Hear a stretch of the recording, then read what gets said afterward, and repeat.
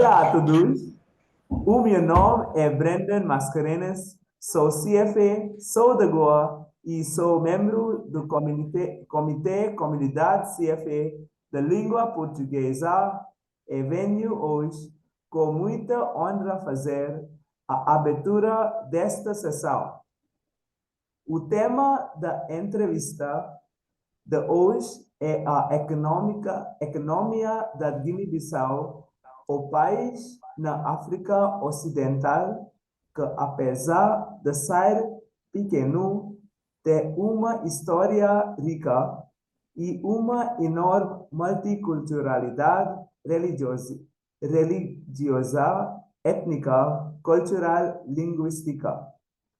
A sua única língua oficial é o português, o que o torna especial na medida é que todos, todos os seus vinhos e parceiros à União Monetária e Econômica do Oeste Africano usam o francês como língua oficial. Em termos econômicos, o país destaca pela produção de castanha de caju, pelas oportunidades ao nível os recursos naturais e pela integração na referida União Econômica e Monetária. Mas também são conhecidos os desafios políticos que o país enfrentam há vários anos. O nosso convidado de hoje vai exatamente falar sobre estes outros temas relativos à Guiné-Bissau. José Nico de Ju é professor universitário na Universidade Coldinas de Bonn e na Universidade de Sofônia.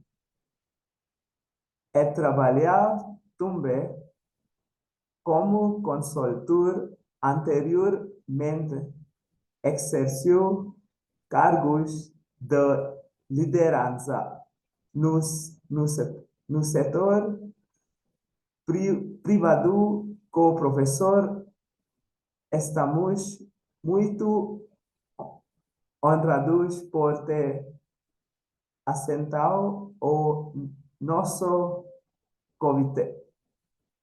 O entrevistador é Irineu Martins, que também é membro do Comitê Comunidade CFA da Língua Portuguesa. O Irineu trabalha como consultor para o Banco Mundial, tendo desenvolvido uma carreira nos áreas de contabilidade e finanças empresárias. O Irineu estudou na Universidade Agostinho de Angola e no EIC do Brasil. É com muito honra que passamos agora a palavra ao Irineu por conduzir a entrevista. Obrigado. Muito obrigado, Brendan. E a todos, primeiramente, agradecer ao Brendan pela abertura desta sessão. Mesmo não tendo o português como a sua língua principal, demonstrou um grande respeito e dedicação ao comunicar-se conosco neste idioma. Pronto, e esse esforço é admirável porque contribui para um ambiente de cooperação, aprendizado e aprendizado mútuo, não é? E eu tenho muita fé que em pouco tempo o Brenda será um mestre na língua, né? E aqui conseguimos verificar que todos nós percebemos e entendemos aquilo que foi passado. Brenda, reiterados agradecimentos por esse esforço. Fico muito, muito feliz mesmo. Acredito que essa felicidade transcende a todos que estão aqui. Pronto, conforme o Brenda disse, hoje vamos falar um pouco sobre a economia do Guiné-Bissau. Acredito que muito vamos aprender e muito também ficará por aprendermos. Nesta senda, professor José, seja muito bem-vindo. Seja muito bem-vindo. É uma honra contar com a sua presença por esta conversa dedicada à economia da Guiné-Bissau. Nós acreditamos que com esse percurso esperamos construir um diagnóstico claro, realista e estratégico sobre esta grande economia. E sem mais delongas, gostaríamos, não é, que o professor fizesse para nós um breve enquadramento histórico da evolução da economia da Guiné-Bissau, desde a sua independência, a independência do país, bem como dar-nos um panorama geral do que é atualmente esta economia, professor José.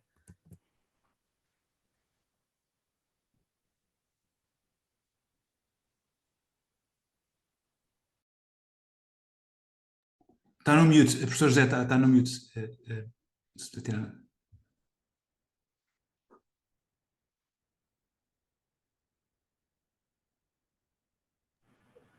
Estão a ouvir, não é? Está bem. Eu estava a dizer que só tenho a agradecer a oportunidade e agradeço também a iniciativa de fazer com que as estruturas económicas da Guiné-Bissau seja efetivamente conhecida com base naquilo que é necessário. A nível de enquadramento, é bom informar que a Guiné-Bissau é aquele país que é situado na África Ocidental, país africano, localizado concretamente na África Ocidental, como exemplo dos países africanos que lutaram pela independência. A nível do curso da independência, ou seja, melhor, depois da independência, houve uma necessidade de se estabelecer as estruturas políticas como também as estruturas económicas. Porque percebe-se muito bem que qualquer país que se pretenda implementar suas políticas públicas, governamentais, precisa ainda de se estabelecer economicamente e de criar condições para poder sustentar todos os planos governativos. A Guiné-Bissau, depois da independência, por natureza, tinha aliados. Sabe-se que o mundo está dividido em fases, politicamente, como também está dividido em fases economicamente. Guiné-Bissau, sendo um país que estava a lutar pela independência, teve apoio dos países que, por natureza, são os países que pertencem a um sistema politicamente socialista e economicamente comunista, basicamente. E essa tendência foi avançando bastante na Guiné-Bissau, e depois da independência foi o modelo econômico que a Guiné-Bissau abraçou para desenvolver as suas economias. Isso faz com que a Guiné-Bissau, ao longo do tempo, continuou com um modelo econômico de natureza comunista, embora com o tempo passou-se a mudar de fase a fase. Depois passou pelo modelo tipo economia de mercado, que permitia que se faça a mistura entre economia centralizada, de natureza comunista, e estava a tentar depois entrar num modelo econômico basicamente tipo capitalista, que hoje agora está a utilizar. Portanto, toda essa história do passado, a nível de evoluções econômicas na Guiné-Bissau, teve grande impacto nas estruturações econômicas, desde tempos passados até a data presente. Dito isto, porque a Guiné-Bissau, sendo um país que já mudou de fase a fase de estruturações econômicas, como também a estruturação política, criou situações que podemos então dizer que provocou um nível de atraso a nível de avanços econômicos, como também na estruturação política, como deveria ser.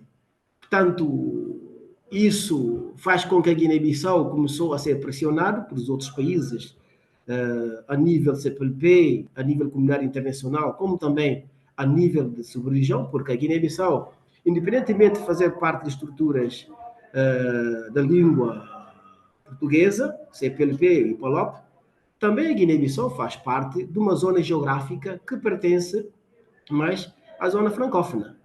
E essas duas realidades criou dificuldade em termos da política governativa, do modelo econômico, e que fez com que a Guiné-Bissau sofreu pressão a nível de integrações nas diferentes comunidades. Historicamente, a Guiné-Bissau faz parte da comunidade lusófona, como também faz parte da comunidade de CPLP e PALOP. Mas depois, com o tempo, devido à necessidade econômica, Guiné-Bissau foi obrigado a entrar nas outras comunidades que a geografia dava vantagem, como também a estruturação econômica estava a exigir. Isso é que fez com que a Guiné-Bissau decidiu entrar nas novas comunidades, a nível de CDO, como também o EMOA, para poder facilitar nas estruturações econômicas. Não só estava a tratar das estruturações econômicas, como também estava a tratar de partilha das oportunidades de atividades econômicas a nível de comercialização, porque a Guiné-Bissau tem mais fronteiras com os países francófonos, tem mais fronteiras em relação à necessidade de se expandir economicamente a nível de traços econômicos, a nível de sub-região. Esta situação de pressão continuou bastante, não só nas zonas que têm a ver com a comunidade econômica, nas zonas que têm a ver com a comunidade da língua portuguesa, como também estruturas das instituições financeiras faziam pressão para que a Guiné-Bissau adotasse um modelo econômico que pudesse ser condições importantes para beneficiar de ajudas das instituições financeiras internacionais. Neste caso, estou a referir FMI e as outras organizações que estavam a exigir que a Guiné-Bissau adotasse um modelo político mais aceitável, que tinha que sair do Partido Único para a Democracia, e esta combinação também veio-se ajustar com a definição clara do novo modelo econômico, de sair de modelo econômico de natureza comunista e abraçar um novo desafio que tem a ver com o modelo econômico tipo economia de mercado, onde hoje podemos encontrar conjuntos empresários por causa de haver a liberdade de práticas econômicas associado à existência do setor privado no país. Tudo isto realmente condicionou os passos econômicos do país, como também fez com que a Guiné-Bissau entrou numa nova fase da comunidade monetária. Antes, o país utilizava a moeda única, a moeda própria, designada peso, mas, como sabem, a utilização da moeda única do país ou moeda domiciliada depende bastante da força econômica do país que se pretende adotar essa medida. A Guiné-Bissau, como estava com as dificuldades econômicas e dificuldades financeiras, foi condicionada a entrar nessa comunidade econômica. Não só porque tinha que entrar, mas também havia necessidade de se entrar para poder partilhar o mercado em relação aos demais países que fazem parte dessa comunidade UEMOA. Daí a Guiné-Bissau decidiu, neste ano 1997, aderir a esta comunidade econômica para poder criar perspectivas econômicas a nível de produção local, transferir os produtos para demais áreas do mercado, aumentar a possibilidade de conseguir mais possibilidade dos consumos, como também utilizar a mesma moeda comunitária para evitar as barreiras cambiais. Porque a moeda que o país utilizava, peso, não tinha grande importância a nível do mercado cambial, não tinha grande importância a nível do mercado global. Portanto, Guiné-Bissau ficava isolado em relação a traços econômicos internacionais, ficava isolado em relação a traços econômicos subregional, como também estava com grande dificuldade de poder escoar seus produtos em relação às existências de mais mercados que existem na subregião. Isso foi efetivamente estratégia de fazer com que a Guiné-Bissau entrasse nessa comunidade econômica, colocando em causa a comunidade de língua portuguesa. Porque quando se fala do assunto sobre a história da Guiné-Bissau em relação à entrada em diferentes comunidades, faz pensar por que a Guiné-Bissau não ficou exatamente em comunidade da língua portuguesa. Vale a pena demonstrar que a comunidade econômica, a comunidade de CPLP e como também PALOP são comunidades importantes, francamente. Mas são comunidades que estão mais ligadas à cultura, à história e trocas de experiências a nível de educação, desporto, etc. Mas quando se trata da necessidade da evolução econômica e de explorar as potencialidades econômicas, a comunidade econômica apareceu como alternativa, não só porque estão a utilizar a mesma moeda, mas também partilham praticamente o mesmo mercado, o facto de estarmos colocados numa zona geográfica onde esses países estão efetivamente inseridos também. Isso faz com que a Guiné-Bissau, estrategicamente, entrou efetivamente nesta comunidade econômica para poder ajudar e sustentar a sua economia, evitando as barreiras cambiais, evitando as tarifas aduaneiras, evitando ou facilitando a circulação de pessoas e bens. Isso é possível o fato da Guiné-Bissau ter entrado nesta comunidade econômica, o EMOA. Basicamente. Pois é, professor, esse é daquelas introduções, daquele enquadramento que leva-nos a uma série de questões, ao mesmo tempo vem solucionar questões e traz outras questões que são bastante pertinentes. E uma delas, professor, a castanha de caju representa 90% daquilo que são as exportações do país. E pela introdução feita pelo professor, mostrou um país que tem constante dinâmica para adquirir ou para manter uma sustentabilidade.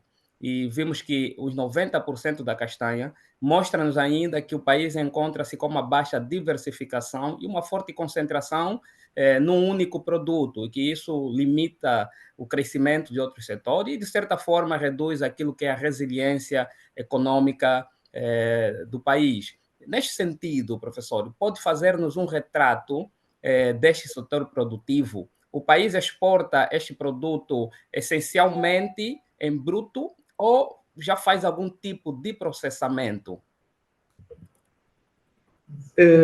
Ligado ao assunto do castanha e caju, e isso nos faz falar efetivamente da agricultura. Mas quando se fala da agricultura, vale a pena fazer perceber que o país, na verdade, como os outros países também, não é? Mas aqui no país nota-se que tem grande dificuldade em termos de funcionamento de 3 setores de atividades económicas. Isto eu estou a referir que quando se fala de castanha-caju, efetivamente envolve a agricultura. O assunto ligado à agricultura demonstra que está a ser um aspecto ainda em análise. Porque o setor de atividades económicas precisa considerar 3 elementos, que são o setor primário, secundário e terciário.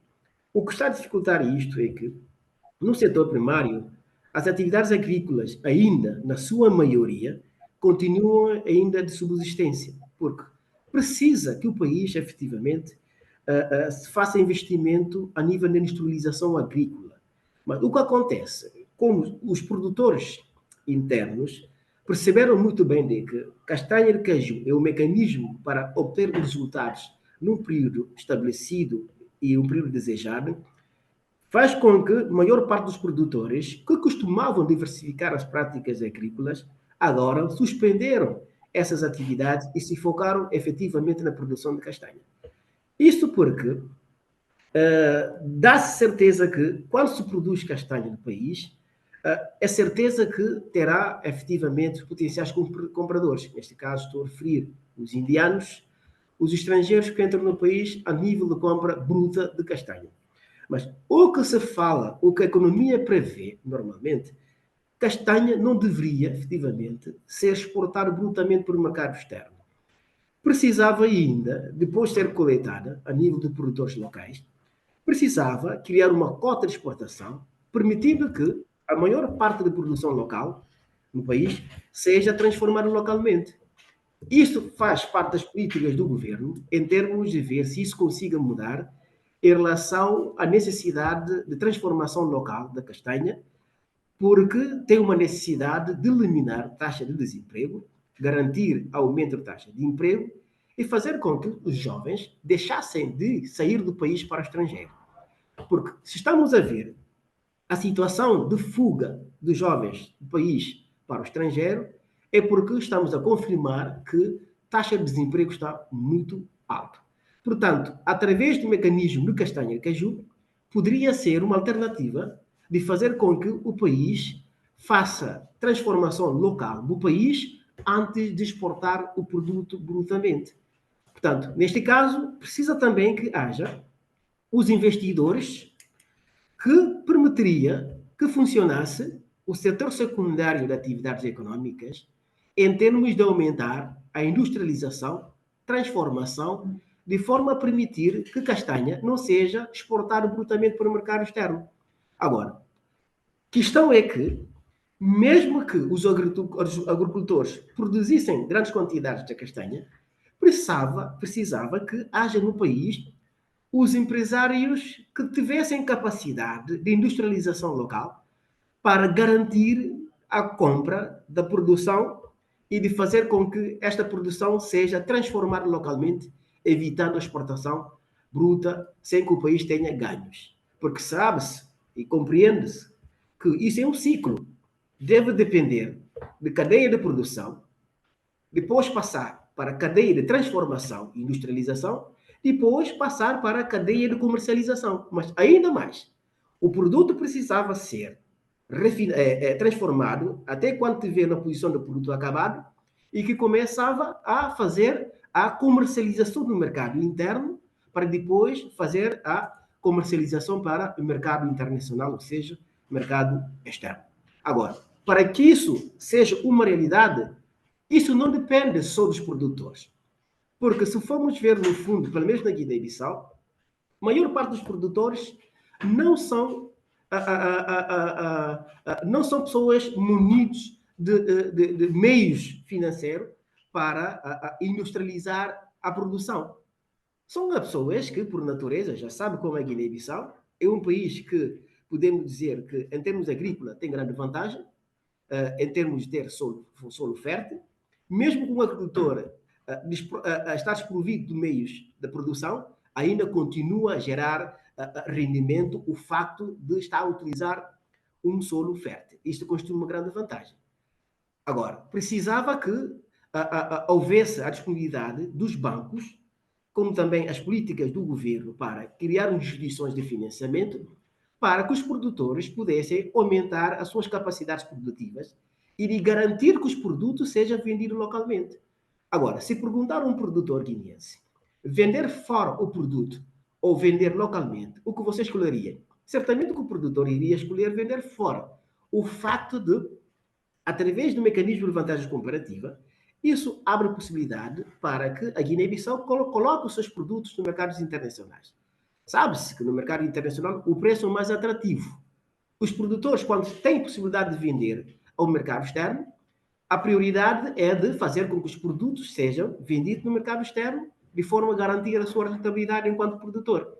Agora, para que isso não aconteça, precisava que os empresários internos, através do funcionamento do setor privado, ainda que se trata do setor secundário de atividades econômicas, precisava haver mais indústrias transformadoras, precisava haver mais investimento utilizado na estruturação das indústrias do país para garantir as compras das produções que se faça a nível de produção de castanha a nível agrícola.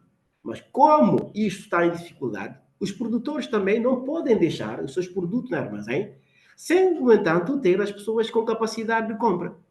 Aí aparecem as pessoas que fazem compras externas para abastecer o mercado externo. Aí os produtores aproveitam a situação e pegam isso como uma oportunidade de vender fora os seus produtos, ainda que se venda isso a um preço melhor. Por isso que é importante que haja um pacote de financiamento para os empresários internos, de forma a criar unidades industriais transformadoras capazes de garantir a compra do produtor e de garantir um bom preço para o produtor. Isto talvez criava facilidade em termos de criar uma relação recíproca entre produtor e transformadores a nível do setor secundário de atividades econômicas. Isso iria permitir que toda a produção da castanha fosse colocado nas indústrias do país para que a castanha pudesse ser transformada localmente e de fazer com que o produto acabado seja exportado para o mercado internacional. Mas como isso não acontece, ainda a situação continua e que provoca a exportação bruta de castanha para o mercado internacional. Isso não ajuda a economia, não ajuda os produtores, não gera emprego, ainda aumenta as dificuldades. Porque os produtores, depois de terem término a sessão, o período da produção, porque sabe-se que castanha caju é um produto sazonal, quando termina a época agrícola, quando termina o período de exploração da castanha, alguns meses os produtores já ficam em dificuldade financeira. Isso porque precisavam aumentar a sustentabilidade da produção, tendo em conta a diversificação das práticas agrícolas, tendo em conta as vantagens naturais em termos de disponibilidade de terras aráveis que existem e de fazer disto com que o país consiga fazer a diversificação de práticas agrícolas, que não seja só castanha. Porque antes o país produzia ananás, produzia cenouras, produzia outros produtos de natureza agrícola que podia dar mais sustentabilidade em termos de diversificação de práticas agrícolas. Porque só o facto do país, de momento, em termos de taxa de desemprego, está a nível de 2,6%, pelo menos até este ano 2024. E, enquanto isto está a acontecer, está a aumentar ainda mais fuga do quadro do país, indo para o exterior, procurando melhores condições de vida, procurando as alternativas que o mercado de emprego pode oferecer nos outros países. Enquanto que, se essas políticas fossem colocadas em funcionalidade, poderia criar condições mais atrativas para que os jovens pudessem ficar no país, trabalhar e gerar rendimento para sustento das suas necessidades. Professor José, mencionou efetivamente e foi enfatizado a falta de industrialização do país, que tem impedido para essa diversificação, para o Guiné-Bissau ter uma economia mais robusta. Que outros recursos naturais podem ser explorados? Falou há pouco do ananás, que anteriormente também era produzido. Deixou-se de ser produzido? Ou o ananás faz parte deste 10% que não é os 90% da castanha de caju? Ou deixou-se efetivamente de se produzir o ananás? Ou exportar o ananás? Sabe-se que, quando se fala do conceito agrícola, precisa que o país crie condições a nível industrial. Porque sabe-se que toda a atividade agrícola tem um único objetivo. O objetivo é de sustentar as indústrias transformadoras, a nível de produção de compotas, a nível de produção dos outros produtos derivados de produtos agrícolas, onde os produtos agrícolas entram como matéria-prima. Aí, os agricultores, para serem incentivados a aumentar produção e diversificar as práticas agrícolas, precisava que haja no país o funcionamento integral do setor secundário de atividades econômicas. Neste caso, estou a referir à necessidade de existência de indústrias transformadoras, indústrias que têm a ver com transformação, fabricação e de fazer com que os produtos agrícolas sejam considerados matéria-prima nessas indústrias. Mas, como o país está com limitação das unidades industriais, isso cria desincentivação da parte agrícola, porque não pode produzir produtos diversificados, não tem potenciais compradores que podem pegar isso como matéria-prima para sustentar as suas indústrias. Aí fica o problema para ver se, na verdade, quem deve fazer algo acontecer. Os produtores podem produzir quantidades necessárias, mas quando não tem potenciais compradores, quando digo comprador, não estou a dizer quem compra, não estou a dizer a família que vai comprar uma unidade e compra certas quantidades de quilo. Estou a falar de pessoas que recomendam a produção e compra de quantidade de toneladas de produtos para sustentar a sua indústria enquanto matéria-prima. Enquanto isso não acontece, é um ato que pode desencorajar aumento da produção e pode desencorajar diversificação agrícola. Porque mesmo diversificando a agricultura nas diferentes áreas produtivas, se não tiver condições de poder ter um potencial comprador, acabaria por desistir na próxima época agrícola, porque a época passada não foi um sucesso. Toda a produção não tem condições de compra. Isso corresponde a motivos que podem fazer com que os agricultores são desencorajados a aumentar as suas capacidades agrícolas. Não é porque não tem possibilidade para isso. Tem. Só precisa de aumento de estímulo. Precisa haver os potenciais investidores na área do funcionamento do setor secundário de atividades econômicas. Instalar indústrias transformadoras, instalar fábricas que irão precisar de produtos agrícolas que podem ser designados de matéria-prima para sustentar essas fábricas, essas indústrias. E se isso começar a acontecer, certamente que a agricultura começará a aumentar, as diversificações agrícolas começam a ganhar forma, porque as condições do mercado já estão numa situação mais atrativa, com maior capacidade de rentabilidade possível. Professor, qual é o potencial do turismo no Guiné-Bissau? Bom, percebe-se que a Guiné-Bissau, a nível turístico, já agora é uma oportunidade que a Guiné-Bissau acabou de ser reconhecido a sua potencialidade turística. A Guiné-Bissau acabou de ser reconhecida a sua capacidade turística porque foi reconhecida as zonas insulares, as zonas como posso dizer, das ilhas, da potencialidade que a Guiné-Bissau em termos da atração turística, porque vale a pena reforçar que a Guiné-Bissau tem aproximadamente mais de 80 ilhas.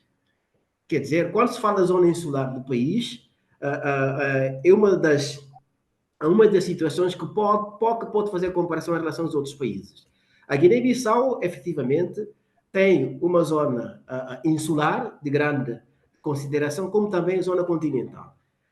Digo isto porque organizações internacionais de ambiente acabou efetivamente de reconhecer a Guiné-Bissau através das suas ilhas como um património mundial de Unesco a nível de valores naturais, paisagísticos, naturais, que permita que haja sustentabilidade que tenha a ver com biodiversidade. E não só isto, toda essa biodiversidade dá-se para notar que a Guiné-Bissau ainda é um país que nem sequer começou a explorar a sua potencialidade de recursos. Isto constitui uma grande vantagem, cria atração turística para pessoas que querem conhecer, porque quando se fala das ilhas do Bijagós, quando se fala das ilhas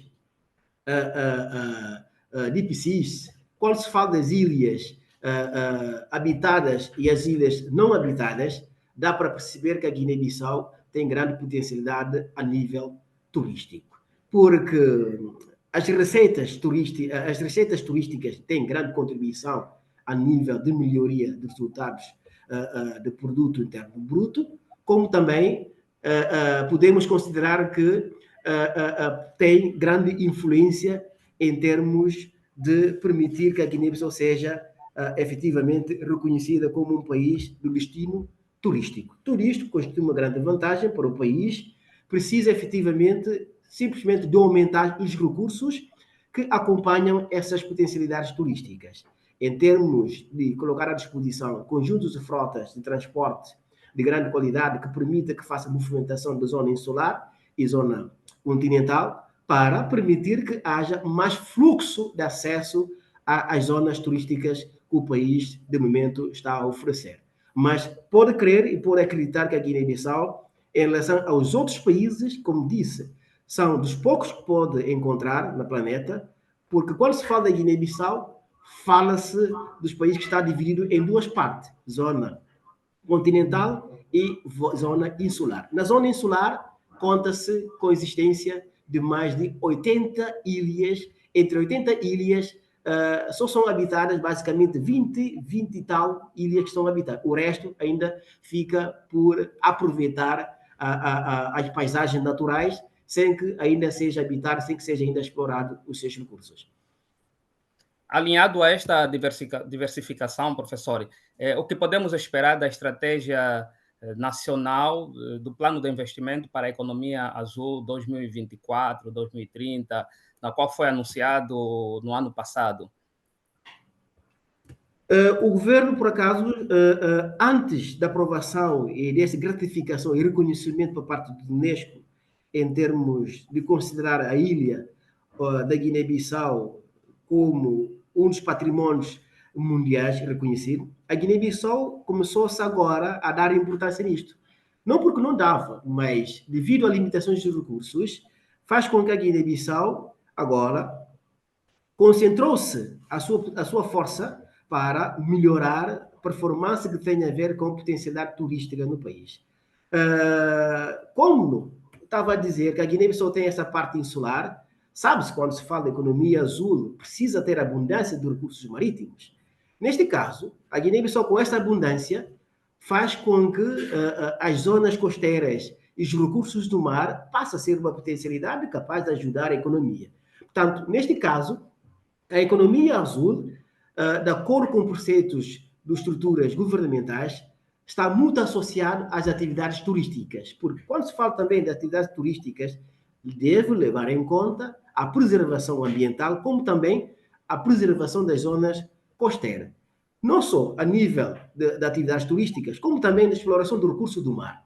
Sabe-se que a Guiné-Bissau, a nível da África Ocidental, é um dos países com maior potencialidade de recursos do mar, em termos de extração de pescados e dos produtos que se podem encontrar nas profundezas do mar do território guineense. Portanto, isto tudo constitui uma grande vantagem a nível de sustentabilidade da economia azul, como também as práticas de não exploração ainda do mar da Guiné-Bissau ainda dá mais vantagem em termos de poder concretizar os sonhos de perspectivas até 2030, para garantir que realmente a estruturação econômica dependerá bastante dos recursos que se podem encontrar a nível de preceitos de economia azul.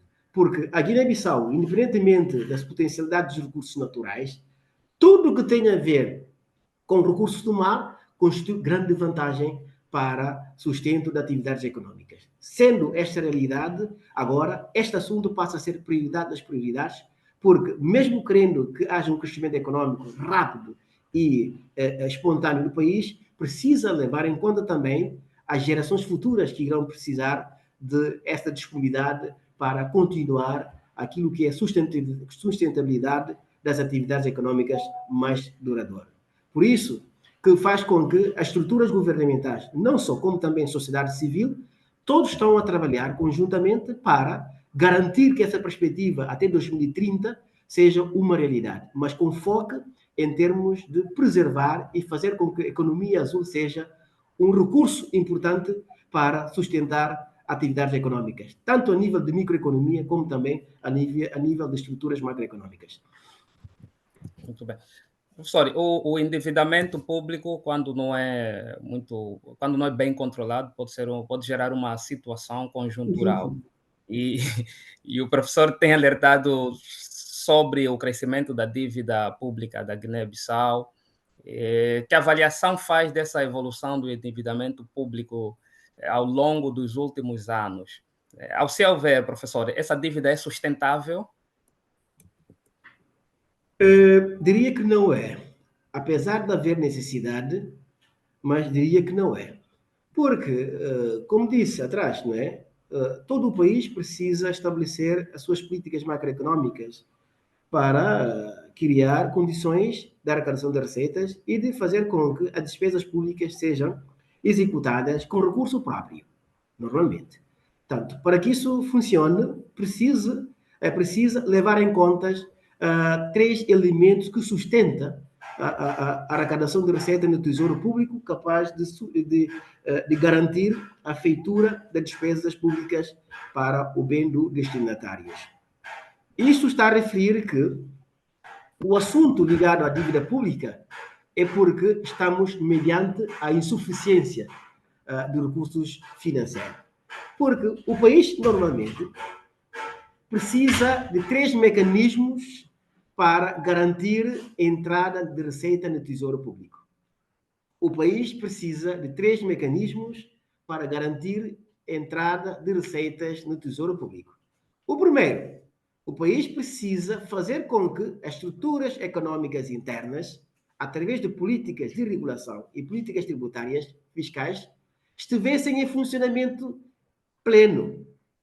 Isso poderia garantir as entradas de receitas no Tesouro Público sem qualquer dificuldade, sem qualquer situações que cria indisponibilidade na arrecadação de receitas. E se isso não funcionar, pode utilizar outro mecanismo. O mecanismo que podia seria usar os recursos naturais do país. Colocar recursos naturais do país ao benefício de exploração, ao benefício do setor privado, quer para as empresas internas nacionais, como também para empresas estrangeiras. É colocar recursos naturais à disponibilidade do mercado para permitir que as receitas consigam entrar para Tesouro Público. Isso é possível quando a primeira porta não estiver em funcionamento. Não sei se está a acompanhar. Eu digo primeira porta, estou a dizer implementação efetiva de políticas macroeconômicas dentro do mercado interno, através de impostos e taxas, que pudesse garantir a arrecadação de receita para o Tesouro Público. Isso seria sustentável. Se isso não funcionar, pode-se o Estado colocar à disposição dos operadores econômicos internos e externos, nacionais ou estrangeiros, conjuntos de recursos que o país tem à disposição. E se isso também não funcionar, obrigatoriamente tem que envolver com entidades que tenham a ver com entidades financeiras, internas e externas. Essas entidades financeiras, FMI, BOAD, Banco Mundial, são dispostas a financiar qualquer país em déficit. Estando em dificuldade financeira, com déficit acrescido, a saída seria envolver em aumento de dívidas públicas para fazer face às necessidades das despesas públicas, conforme é planeado no plano do programa do governo. Portanto, isso, enquanto mais está a acontecer, significa que está a criar a possibilidade de aumento das dívidas públicas. Neste momento, o estoque de dívidas públicas está aproximado a 82% do produto interno bruto. Enquanto que o limite de dívidas públicas das zonas UEMO, enquanto país membro da comunidade, não deveria superar 70% do PIB. Mas, neste momento, o país está a nível de 82% do PIB em termos de dívidas públicas, enquanto não deveria superar 70%, conforme recomenda as estruturas que controlam as dívidas públicas a nível do UEMO. No ano 2022, a dívida estava em 80% do PIB. Em 2023, estava em 79% do PIB. Mas a tendência ainda mostra que há um plano de redução das dívidas, pelo menos até ano 2030, que poderia levar o país a uma redução para 78% do PIB. Mas é possível. Toda essa possibilidade vai depender de como as estruturas econômicas estão a funcionar. Antes ainda, precisa que o setor primário começasse a funcionar, setor secundário também começasse a funcionar e de fazer também com que o setor terciário de atividades econômicas começasse a funcionar. Tudo isso, se estivessem em funcionamento, pelo menos ao médio prazo, a situação pode se normalizar, fazer com que as dívidas sejam reduzidas pelo menos a 73% ou, até se possível, 70%, ao contrário do que está a acontecer agora em 82% do produto interno bruto. Não só neste assunto, porque o país que está nessa situação precisa ver todos os elementos que andam juntos com a situação econômica e financeira do país. Porque neste assunto precisa levar em conta o PIB per capita do país no ano 2022 de 2023 estava em 814 mil dólares. PIB per capita no ano 2022 a 3 estava também em 914 mil dólares. Em 2024 passou para 992 mil dólares. Já teve uma melhoria ligeira e que pode fazer com que a situação comece a melhorar. Mas tudo isto vai depender de como a política macroeconômica de hoje à frente vai ser estabelecido, vai ser controlado para permitir que o setor privado recupere a sua força e fazer com que todo o setor de atividades econômicas começassem a funcionar em plenitude. Então, essas são algumas medidas que estão a ser implementadas para sustentabilizar esta dívida. E a entrada, professor, a entrada da Guiné-Bissau ao EMOA, que é a União Econômica e Monetária do Oeste Africano, vemos que ela tem um dos seus objetivos principal promover essa integração econômica e monetária entre os países membros, compartilhando de uma moeda que é o franco CFA, como uma moeda comum. Pode-se dizer que a Guiné-Bissau está totalmente integrada na OMA ou é ainda um processo em curso, apesar do dar-nos um breve respaldo daquilo que é a Guiné-Bissau na OMA, mas é um processo em curso ou está totalmente integrada? E se estiver totalmente integrada na OMA, ao seu ver, professor, quais foram as principais vantagens e desvantagens desta integração até o momento? Diria que teria mesmo necessidade da Guiné-Bissau entrar nesta comunidade. Como estava a dizer no início, a Guiné-Bissau estava a utilizar uma moeda única, peso, e que estava a limitar a prosperidade do crescimento do país. Porque sabe que quando se fala desta comunidade econômica, tem vários fatores que entram em jogo. Os fatores que entram em jogo é busca de proteção, como também busca de oportunidades. A OEMOA tem grande vantagem para os países membros, só que depende é que cada país deve fazer bom uso desta comunidade.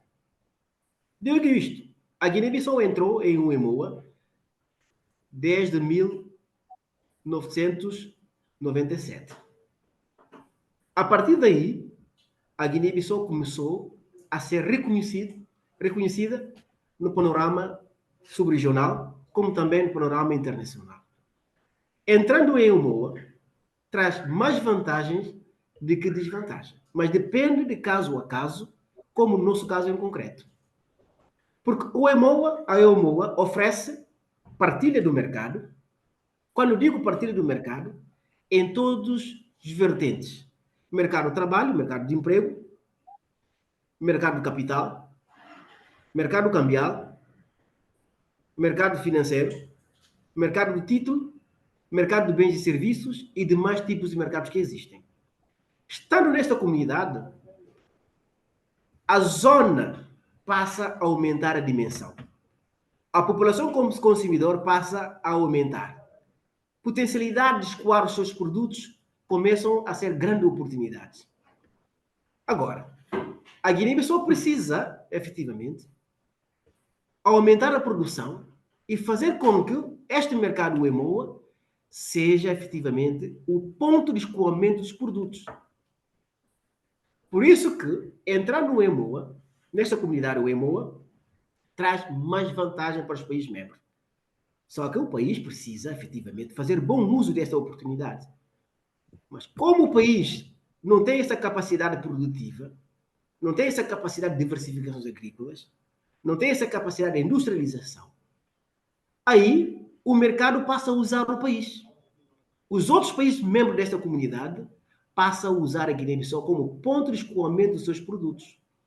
Mas isso poderia ser ao contrário, se a Guiné-Bissau pudesse fazer igual, aumentar a produção interna, diversificar a produção, industrializar o país, para depois usar o mercado EMOA como ponto de escoamento dos seus produtos. Porque quando se fala do mercado EMOA, vocês vão encontrar basicamente 8 países.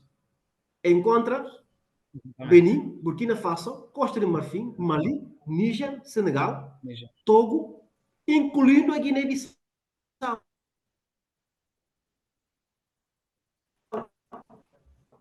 Isso com vantagem. Estamos a ter alguma O dificuldade na importante é que comunicação. o setor privado da Guiné e dessas vantagens para aumentar a oportunidade. Isso é que é preciso. Tanto, por isso, é necessário que haja uma parceria, PPP, uma parceria público-privada, para ajudar o país em termos de aumentar a produtividade interna e fazer com que o mercado EMOA seja efetivamente aquela oportunidade igual dos outros países como estão a aproveitar vantagem do mercado EMOA. Porque quando se fala também do mercado EMOA, tem uma fase ou tem um aspecto que é muito importante levar em conta. Sobretudo quando se fala de taxa de câmbio, quando se fala do mercado cambial. Percebemos muito bem que o mercado cambial tem um papel de barreira nos tratos comerciais, tanto a nível subregional como também a nível internacional. O facto de fazer parte da comunidade econômica, ou EMOA, está a usar a mesma moeda, isso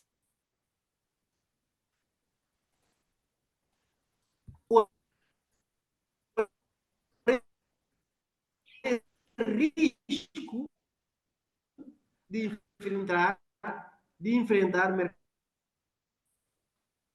mercado cambial. Porque se a Guiné-Bissau não tivesse entrado nesta comunidade UEMOA, teria anos internos. Quisessem, teria que enfrentar taxa de câmbio. E sabe-se que taxa em termos de barreira para ceder o produto fora do seu país, quando se fala no comércio internacional, como também comércio subregional. Mas estando dentro desta comunidade UEMOA, aí já não é necessário usar o mercado cambial para trocas das suas moedas. Quem é guineense pode simplesmente ir ao Senegal, ir à Costa de Marfim, ir aos outros países que fazem parte dessa comunidade, comprar produto, sem, no entanto, passar por caminho do mercado cambial em termos de troca da moeda para ter acesso ao produto estrangeiro. Um outro aspecto também que é importante, quando se fala do EMO, neste caso, traz vantagem para a Guiné-Bissau, porque já não existem fronteiras.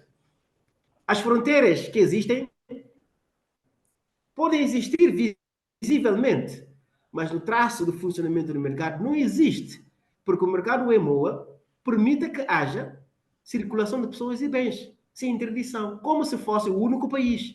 Portanto, isso traz grande vantagem para os países membros. A Guiné-Bissau também, como país membro, poderia aproveitar dessa vantagem, caso for um país produtor. Mas caso não for um país produtor, um país consumidor passa a ser usado pelo mercado.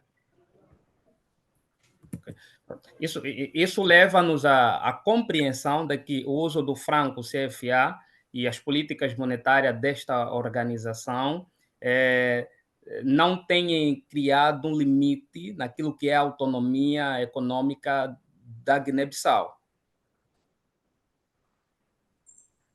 Sim. Não só a Guiné-Bissau, só o facto de países fazem parte, só o facto dos países fizeram parte desta comunidade, nota-se que a maior parte das decisões são tomadas em função da congregação dos países membros.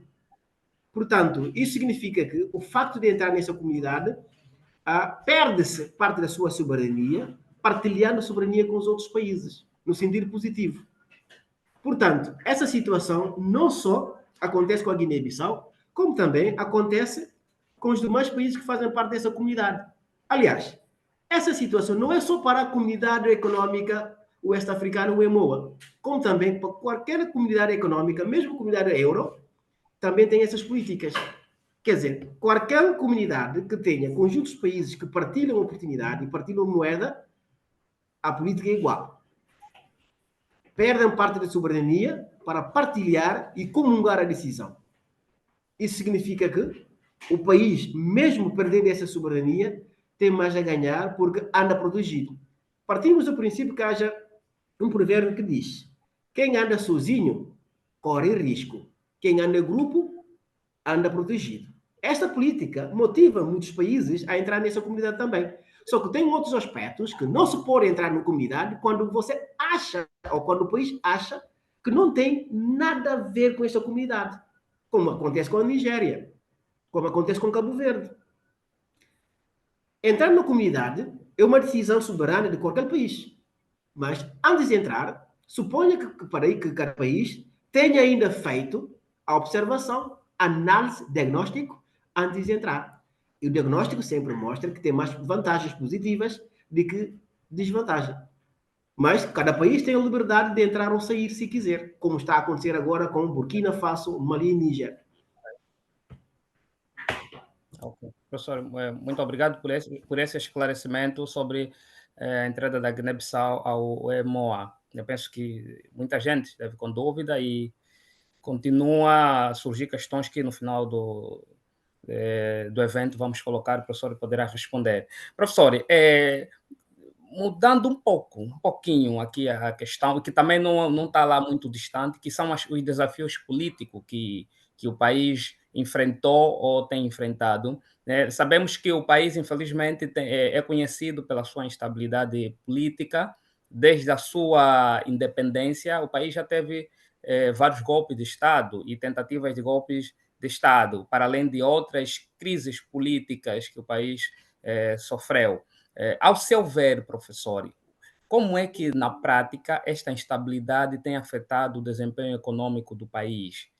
O que falta para podermos sonhar com um futuro político mais estável da Guiné-Bissau? É verdade que a Guiné-Bissau, infelizmente, é um país com abundância de recursos, é um país com potencialidades econômicas, é um país com um povo maravilhoso, mas, infelizmente, a situação política não facilita o que tem a ver com prosperidade. É verdade que, desde a independência, o país tem enfrentado muita instabilidade política que, até agora, está a se fazer sentir e que condiciona bastante o progresso econômico. Nenhum país pode avançar economicamente enquanto politicamente instável. Nenhum país pode avançar economicamente enquanto os políticos não se entendam.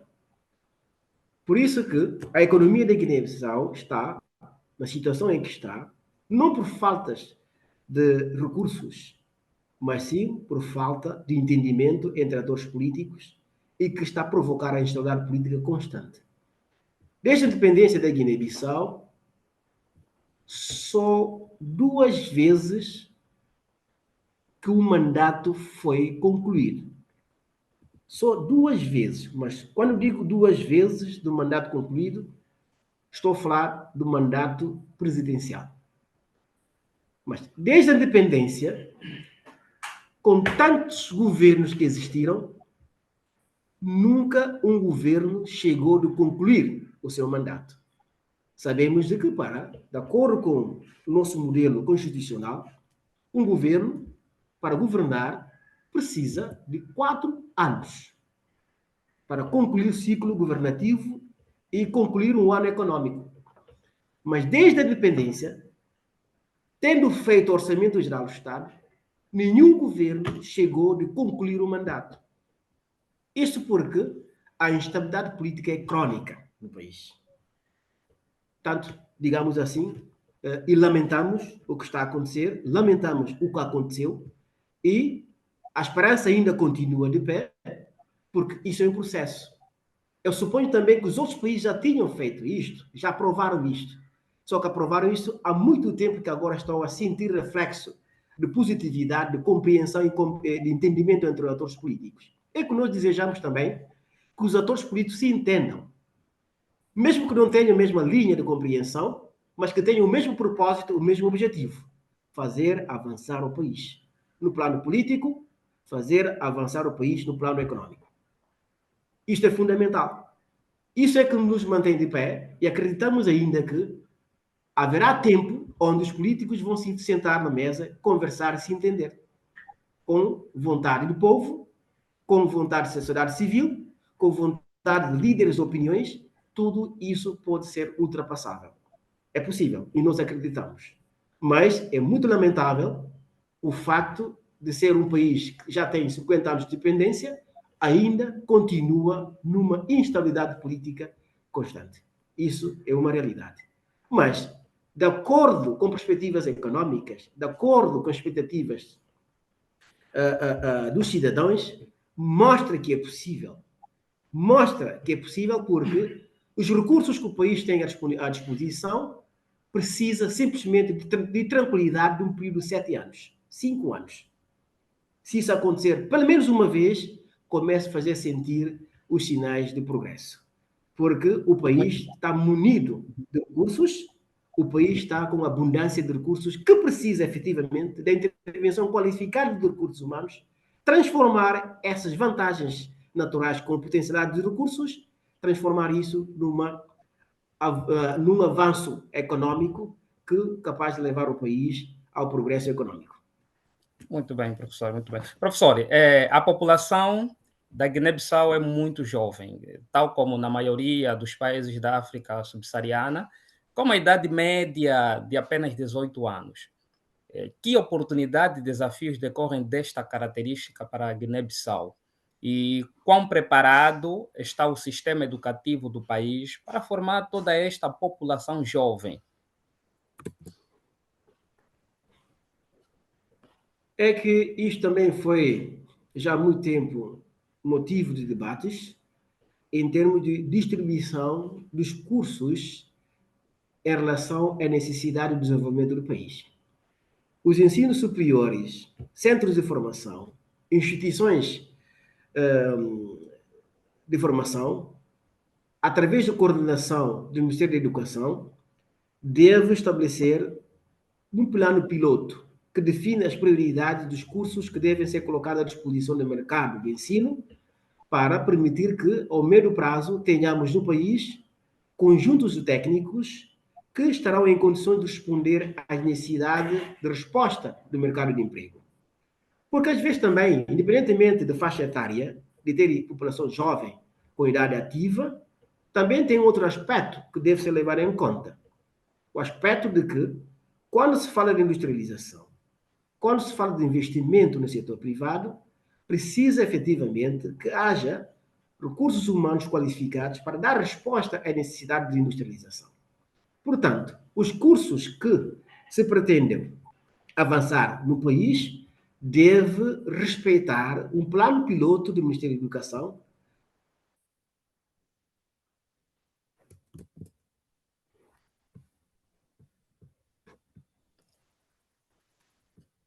Penso que ficamos sem o professor. Professor, consegue nos ouvir? Há uma volatilidade naquilo que é a internet. Estou a ouvir bem. Agora, ok. Pronto. Ficamos alguns segundos sem conseguir ouvir o professor. Está melhorando. Ainda não está 90%.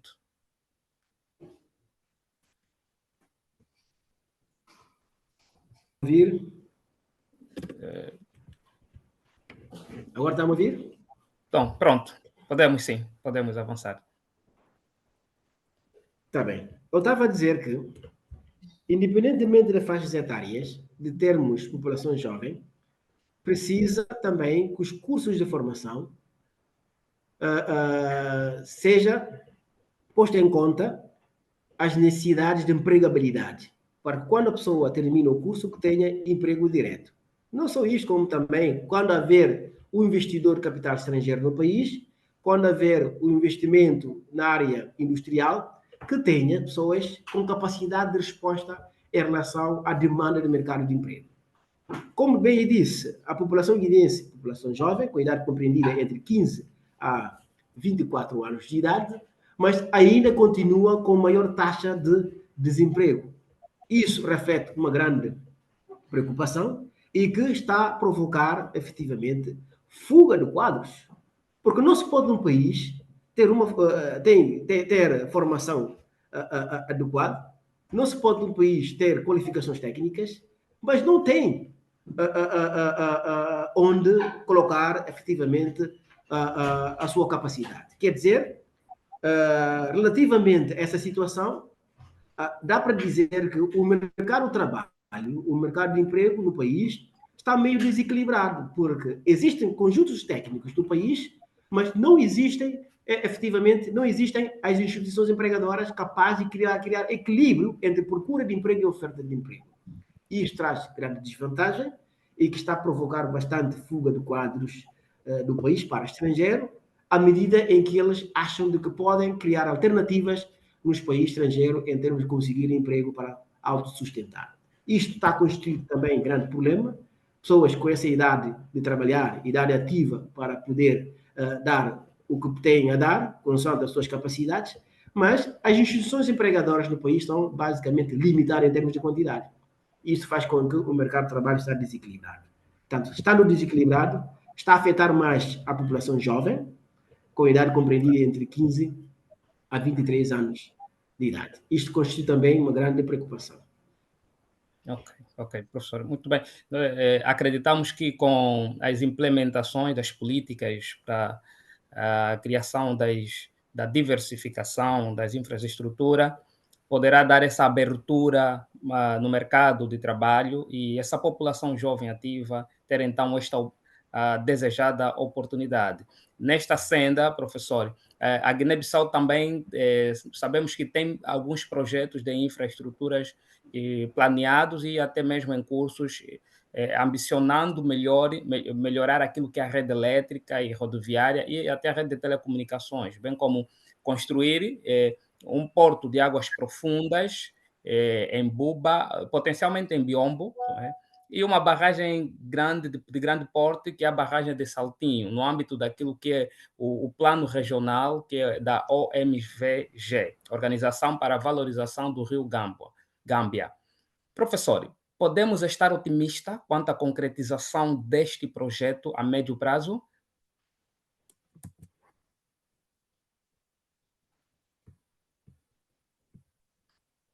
Professor, consegue nos ouvir? Não estou a ouvir. Conseguiu nos ouvir, professor? Agora sim, já estou a ouvir, sim.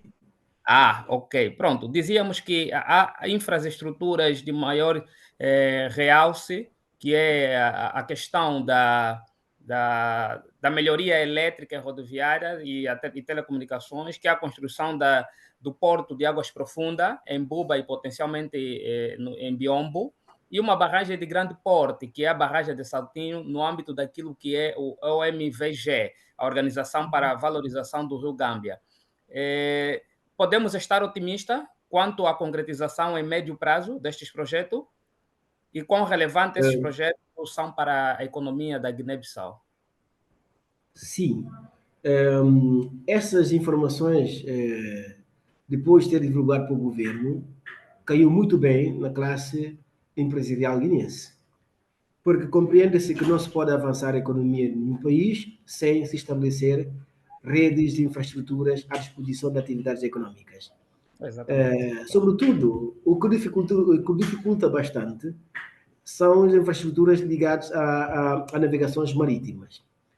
A Guiné-Bissau depende bastante dos fornecedores não residentes, de fornecedores que estão fora e que se faça funcionar o comércio internacional, e toda esta linha de traços comerciais internacionais e subregional depende bastante das navegações marítimas.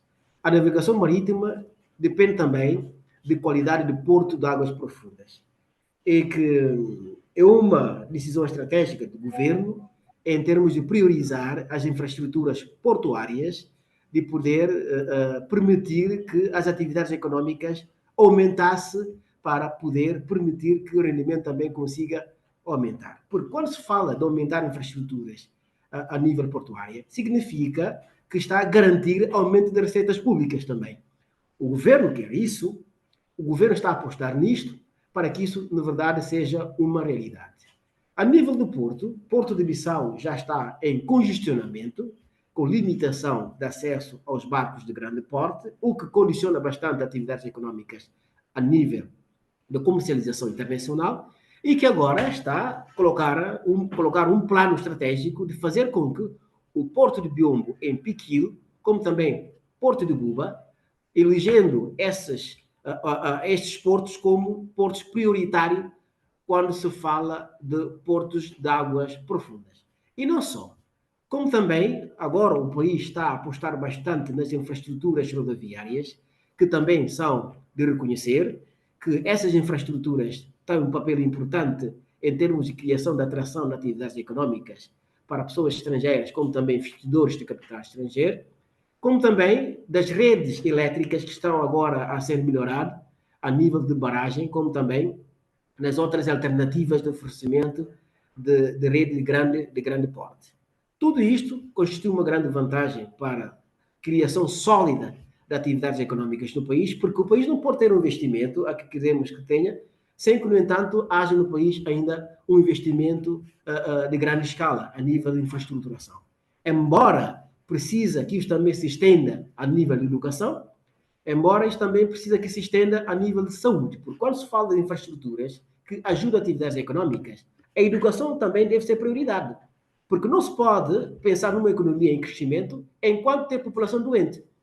É muito importante que as infraestruturas hospitalar também colocassem, seja colocado das prioridades, porque qualidade de saúde pública conta muito quando se fala de economia em termos de projeto ao longo prazo. Não só, nível de educação também deve ser levado em conta em termos de melhoria das infraestruturas a nível de educação, para permitir que o conhecimento seja transmitido numa condição mais favorável e fazer com que as pessoas acreditem na educação. Tudo isso são importantes, infraestruturas rodoviárias, aeroportuárias, portuárias, não só, como também a existência de caminho de ferro que faça ligação entre a Guiné-Bissau e o país que fazem parte das zonas comunitárias. Portanto, tudo isso é importante. Quer dizer, estou a referir que todas as estruturas infraestruturais são basicamente importantes. Porque quando se faz investimento nas infraestruturas, aumenta um ativo patrimonial do governo. Estes ativos patrimoniais do governo são avaliados.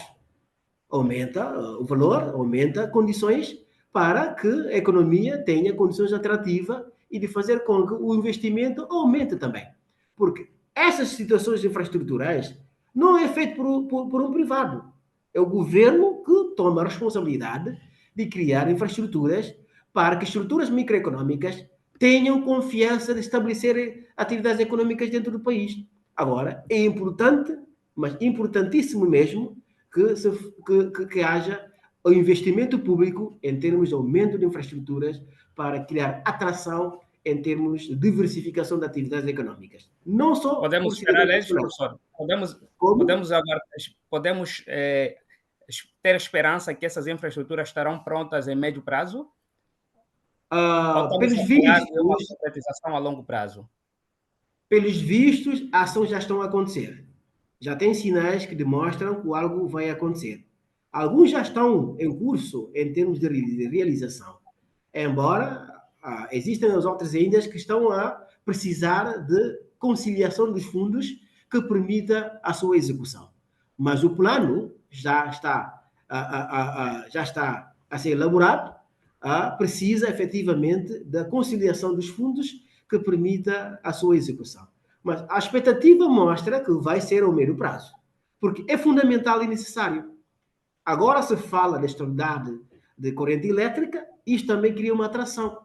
Agora se fala da melhoria das infraestruturas rodoviárias, isso também cria uma atração. O que importa também é aumentar o investimento público ligado à saúde e à educação e nas outras áreas infraestruturais capazes de complementar um bom funcionamento de atividades econômicas e fazer com que a economia do país, tanto a nível de microeconomia, como também a nível de macroeconomia, ambos tenham um crescimento conjuntamente. Professor, sabemos que, e isso o professor pode reforçar-nos, que esta infraestrutura, ou esse projeto, maioritariamente é por via de financiamento externo. Pronto, do pouco que a gente sabe, está envolvido o BAD. Pronto, professor, melhor que ninguém consegue nos dar esse input. E os financiamentos externos têm um deadline para a sua execução. Se estivermos a falar de financiamento que já foram concebido ou a sua implementação do projeto já foi autorizado há 2 anos atrás ou há 1 ano, estamos a dizer que já estamos no segundo ano o que, tratando-se de infraestrutura, é pouco provável que em médio prazo esteja executado. E, maioritariamente, o financiamento vem com uma característica de uma maturidade de 5 anos, e se forem financiamentos externos, médio prazo, ainda é uma esperança, professor? Sim, porque de acordo com as avaliações que já foram feitas por FMI, demonstra que o país está cumprindo com as obrigações impostas em relação ao saneamento das finanças públicas e que faz com que o país ainda continue com um alto nível de credibilidade mediante a entidade financeira externa.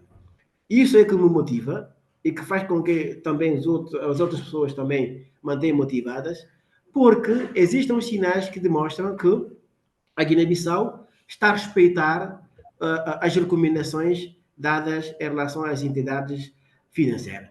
Apesar de que o mundo agora não só depende da Guiné-Bissau, o mundo está conturbado, todas as estruturas financeiras estão em contenção devido aos últimos eventos que estão a acontecer no mundo, devido à instabilidade também que está a envolver a geopolítica global e que está a ter reflexo diretamente no país. Isto também pode ser uma das situações que condiciona esta realidade. Apesar disto, mas o esforço está a ser feito para permitir que ainda a credibilidade mantenha em relação à entidade financeira. Não há nada que diga que vai ser executado num período curto ou num período longo, mas o que importa é que os estudos já estão em curso. Agora, a disponibilidade do recurso financeiro é que vai depender de como a geopolítica global está de momento, porque sabemos que cada tempo que passa acontece um novo evento. Este evento acaba por ter impacto direto nas estruturas econômicas internas, como também nas estruturas financeiras internas. Como bem disse, a Guiné-Bissau depende bastante do mercado financeiro externo e que depende bastante das entidades financiadoras externas, e que isso fica ainda mais preocupante enquanto o mundo está a depender das circunstâncias. Essas circunstâncias também podem, de uma forma direta, condicionar o compromisso em relação às prioridades. A Guiné-Bissau, por exemplo, neste momento está a falar das infraestruturas em termos de aumento do investimento público, que não é doação, é um financiamento que deve ser reembolsado a médio e longo prazo. Mas existe parte do mundo que tem problemas ligados à saúde. Existe parte do mundo que tem problemas ligados à questão humanitária. Portanto, depende das circunstâncias. O financiador pode colocar a Guiné-Bissau na prioridade a partir do momento que acontece um novo evento que está a mexer com a geopolítica internacional, pode começar já a desviar a prioridade para aquela zona. Tudo isto são condicionantes que devemos levar em conta. Portanto, mas o que interessa é que o país está disponível para receber os fundos capazes de fazer com que todos os planos sejam uma realidade.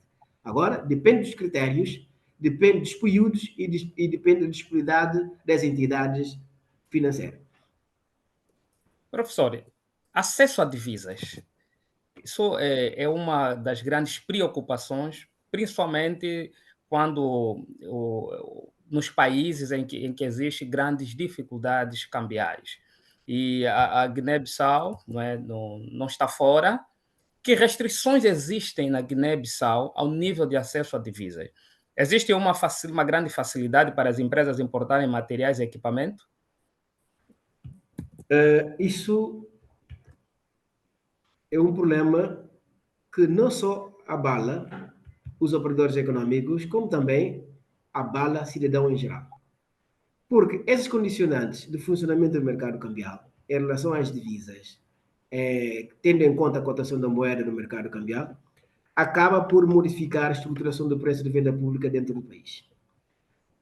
A Guiné-Bissau é um país que depende bastante de importação dos seus produtos. A maior parte dos produtos consumidos no país é o produto importado.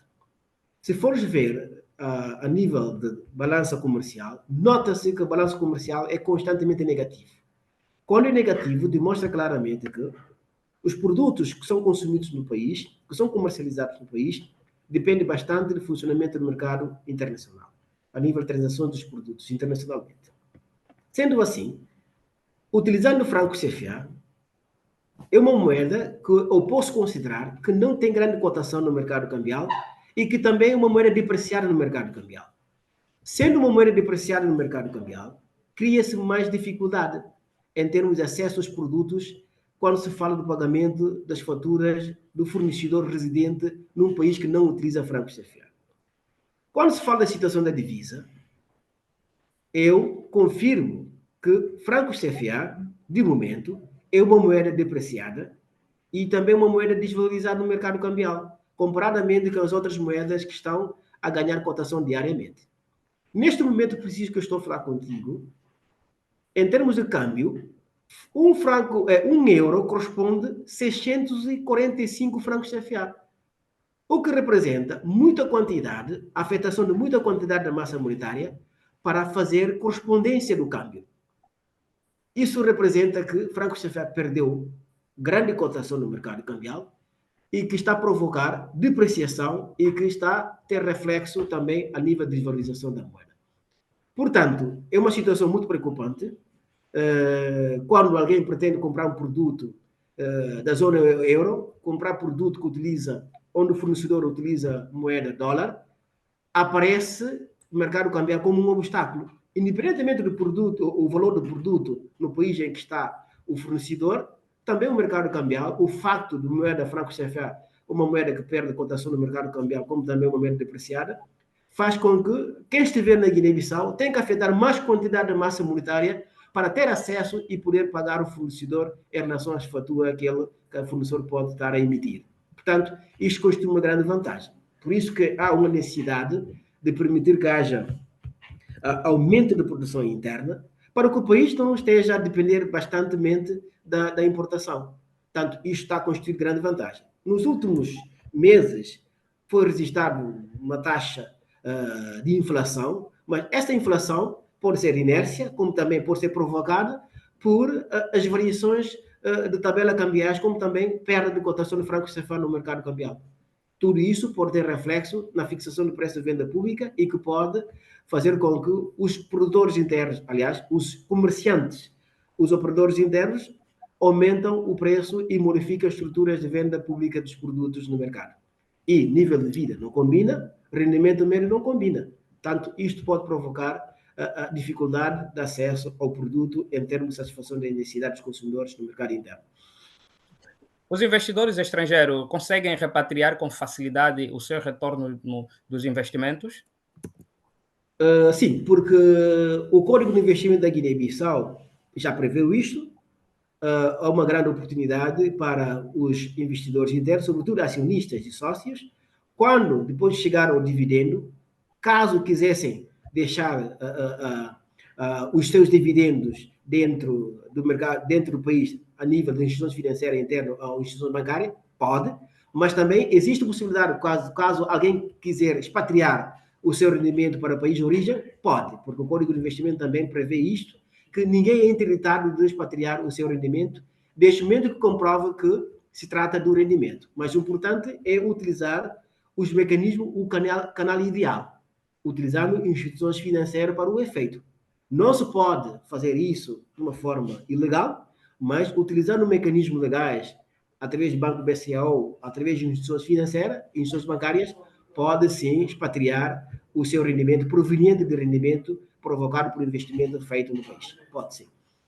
Pronto, sabemos também, professor, e é um ponto muito importante, porque muitas das vezes encontra-se uma série de burocracia no que tange tanto ao repatriamento de capitais, ou até mesmo no ponto em que vamos entrar, que é a concessão de crédito e a economia, as empresas e até a população.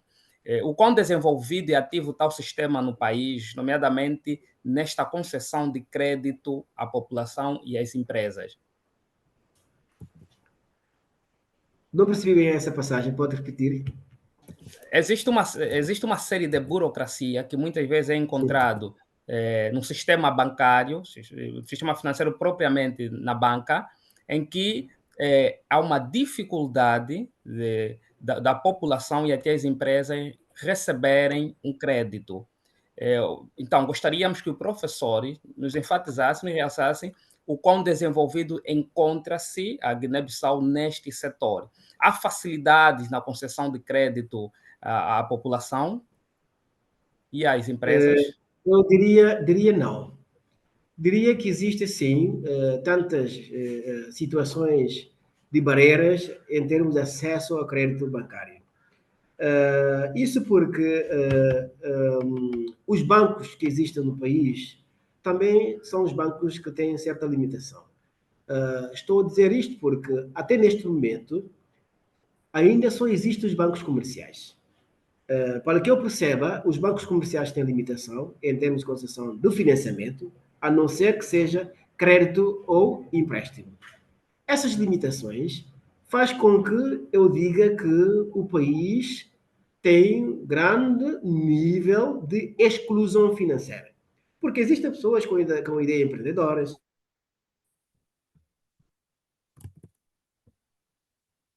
pessoas com ideias criativas, existem pessoas muito dinâmicas económicas, mas o facto de serem limitados financeiramente, quando vão para o banco pedir crédito ou empréstimo, são limitados de acesso a este mecanismo para financiar os seus projetos. Porque quando for para o banco, os bancos comerciais pedem conjuntos de documentos que a pessoa que tem essa iniciativa não tem. Eu diria que, nos aspectos jurídicos, o património corresponde por dívidas, por crédito. Quando a pessoa não tem crédito e não tem património capaz de sustentar a sua intenção de concessão de crédito e empréstimo, a pessoa é rejeitada a ter acesso. Isso, para mim, é exclusão. Por isso que, às vezes, o Estado deve criar mecanismos de criação de instituições de microcrédito para permitir um sistema de inclusão financeira. Caso isso não acontecer, muitas pessoas ficarão excluídas do sistema financeiro do país. Também não se pode culpar os bancos, porque no país só temos os bancos comerciais, que são limitados a dar concessão de crédito e empréstimo. Mas, na verdade, o país precisa do financiamento de grande escala, que, na verdade, são suportados por bancos de financiamento, bancos de desenvolvimento, bancos agrícolas, bancos industriais, bancos islâmicos. São bancos que têm uma força tremenda de concessão de financiamento para pessoas com ideia criativa. Mas com o sistema que nós temos, limitado a bancos comerciais, sempre a situação vai continuar em termos de limitar acesso ao crédito, limitar acesso ao empréstimo. Porque o banco também tem um critério que diz: dá empréstimo a certas entidades, a certas pessoas com ideia criativa, depois não cumprem com as suas obrigações bancárias. O mecanismo jurídico também entra como obstáculo de fazer valer o direito bancário em termos de recuperação das dívidas ou de crédito que as pessoas não querem fazer o cumprimento. Portanto, se o banco também nota que quando se dá um crédito e as pessoas estiverem na posição de incumprimento, acionando o mecanismo jurídico, a ação jurídica também entra em dificuldade, isso faz com que o banco perca confiança em termos de aumentar crédito ou financiamento a pessoas credoras. Sendo assim, o critério continua a aumentar. Critério da acessibilidade ao crédito ao empréstimo continua a aumentar. As barreiras são impostas de uma forma mais agressiva, daí é preciso que a pessoa tenha o património que será capaz de fazer cobertura quando estiver na posição de incumprimento. Portanto, tudo isto dificulta acesso ao crédito bancário, como também dificulta acesso ao empréstimo bancário. Agora, sabe-se que qualquer empreendedor precisa de um suporte financeiro, mesmo tendo recurso próprio, acabará por precisar do recurso alheio que deve ser suportado por entidades bancárias, mas se o banco continua a criar essas barreiras de acesso ao crédito, ao financiamento, isso demonstra claramente que o nível de investimento a nível de funcionamento de pequenas e médias empresas, como também atividades empreendedoras, vão continuar em dificuldade por causa de limitação de liquidez e limitação de acesso ao financiamento. Okay. Professor, para além dos depósitos bancários, existem outros instrumentos de solução de poupança? Sim, existem até através do Ministério da Economia e Finanças, existe uma instituição de microcrédito. Essa instituição funciona como mecanismo alternativo para permitir que as pessoas excluídas de sistemas bancários, do sistema financeiro padronizado, que essas pessoas tenham acesso a um pacote de financiamento para sustentar os seus negócios. Existem, sim, o elemento que dá suporte a que nós podemos chamar de instituição de microcrédito e que ajuda as pessoas excluídas do sistema financeiro. Mas só que isso não é suficiente em relação à demanda do país. Precisa que isto seja também seja instituído nas regiões do país, porque quando se fala de atividades económicas na Guiné-Bissau, não é só Bissau. É preciso levar em conta regiões do país, polo do país, para que toda a população tenha, de igual modo, a mesma oportunidade de negócio. Isso é fundamental. Só que essa instituição tem limitação, precisa ser reforçar a sua capacidade para poder expandir nas regiões e de criar condições que as outras pessoas nas regiões também tenham a mesma condição para ceder ao mecanismo de financiamento para sustentar os seus negócios. Mas no que tange à poupança, professor, os bancos comerciais que tem na Guiné-Bissau, eles cedem, fazem concessão de crédito, muito bem, mas no limite de uma pequena escala, porque não são bancos de desenvolvimento, mas também dão essa abertura que a população, como as empresas, podem fazer poupança e depósitos a prazos. E a pergunta é, para além desses depósitos a prazo, existe outros instrumentos? O governo emite títulos, por exemplo, para a população, as empresas conseguirem também não só poupar por meio de depósitos, também investirem e terem alguns rendimentos, no caso de alguns juros, para fazer face a questões de tesouraria, ou simplesmente a Guiné-Bissau limita-se pela banca comercial por meio dos depósitos a prazo? Normalmente os bancos preocupam um pouco com esse assunto. Esse assunto tem mais relevância em relação ao Ministério da Economia e Ministério de Finanças, em termos de permitir que a população em geral consigam, através do mecanismo de poupança, consigam ter um fundo próprio que será capaz de sustentar as suas iniciativas empreendedoras. Ligado ao assunto, a nível da iniciativa do BCO, que é o Banco Central, é que criou uma política para a educação financeira. Com esse mecanismo de política de educação financeira, é de fazer com que a população em geral tenha a consciência de poder criar condições de poupança a partir do momento de rendimento de cada um. Porque a poupança, normalmente, deveria começar nas famílias para depois passar para a instituição e pela comunidade. Tanto, isso requer o quê? Requer envolvimento de tudo e de todos para que isso torne-se uma realidade. Portanto, a educação financeira, através da iniciativa da BCO, vai permitir que a população em geral consiga ter uma mentalidade de que não se deve gastar tudo o que tem a ver com o seu rendimento. Tem que gastar e lembrar em poupar. Este comportamento pode ajudar não só porque tem confiança nas entidades bancárias, mas também está a criar condições para poder criar o recurso próprio para quando amanhã quiser fazer um investimento, aí terá condições de usufruir daquilo que você fez com a poupança para depois procurar um recurso alheio em termos de poder formar capital de investimento ou capital social. Neste caso, de acordo com a natureza dos bancos que aqui temos no país, a política de poupança, sendo o banco comercial, política de poupança não faz assim grande relevância. Talvez a entidade governamental é que leva isso a sério. Porque enquanto tiver mais população que tenha condições de poupança, maior condições de vida a população terá. Enquanto mais terá a população com menos condições de poupança, mais dificuldade a população terá. Porque a população que poupa, a empresa que poupa, a pessoa que poupa, membro do agregado familiar que poupa, tendência do médio prazo é ter resultados que têm a ver com o investimento. Portanto, isso deve ser preocupação do governo, através do Ministério da Economia, como também através do Ministério de Finanças. O banco preocupa bastante com atividades que acontecem no país, sobretudo a nível de depósito e levantamento e demais produtos bancários que eles colocam à disposição no mercado bancário. Não vejo o mecanismo de poupança como prioridade de atividades bancárias. Não vejo isso. Sendo que atividades bancárias preocupam bastante as pessoas superavitárias. Não preocupam com pessoas deficitárias. Preocupam bastante com pessoas superavitárias que levam dinheiro e fazem depósitos. O banco não preocupa com pessoas que não têm condições.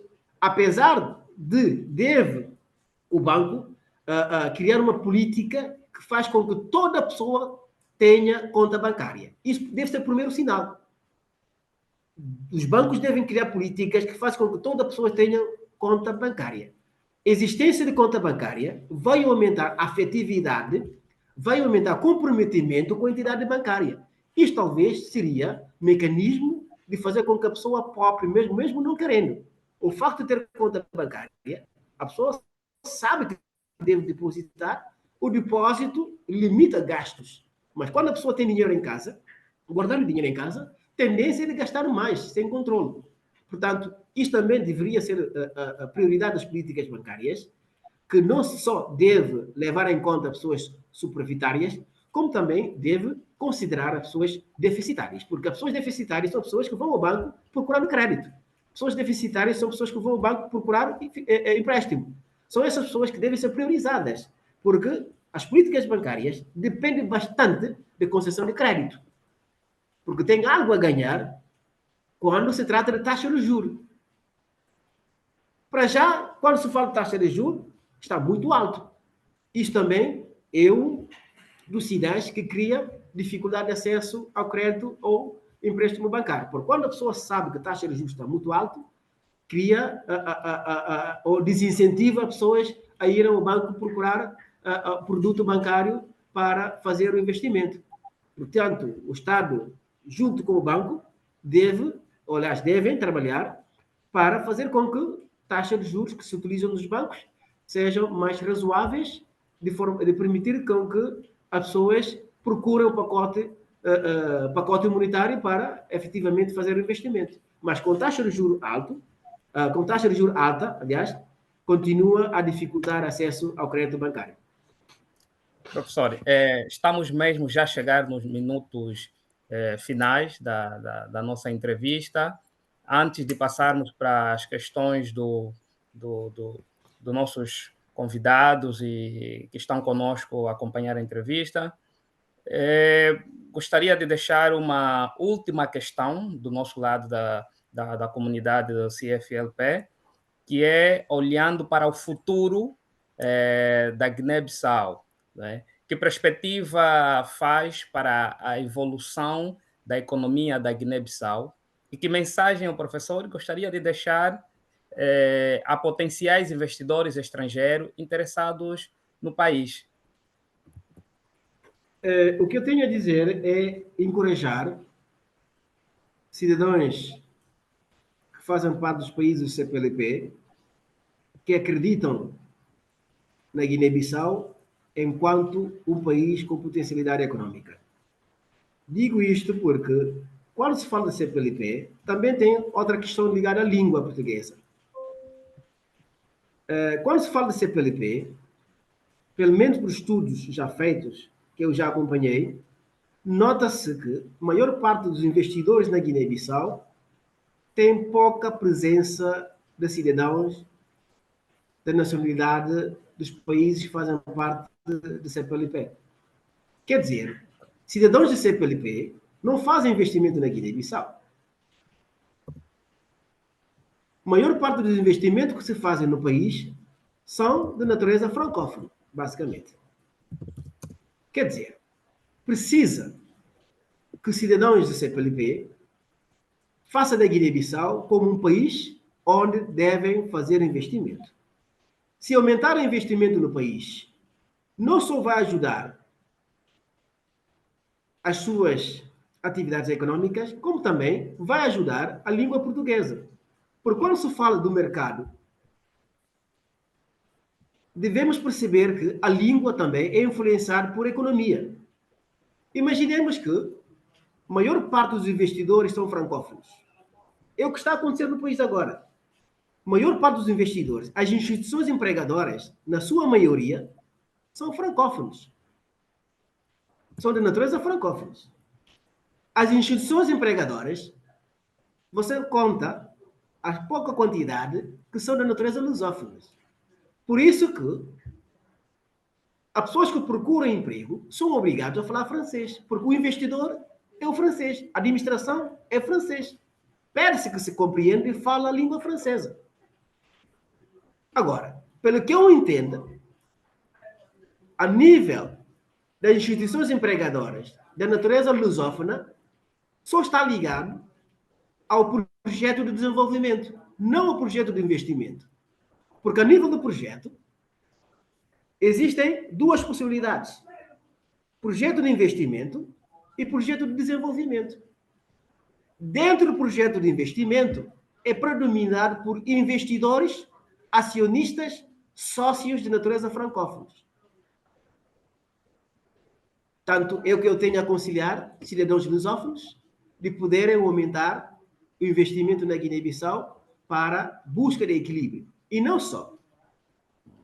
Investimento que se faz na Guiné-Bissau são basicamente do projeto de desenvolvimento suportado por ONG, fundação.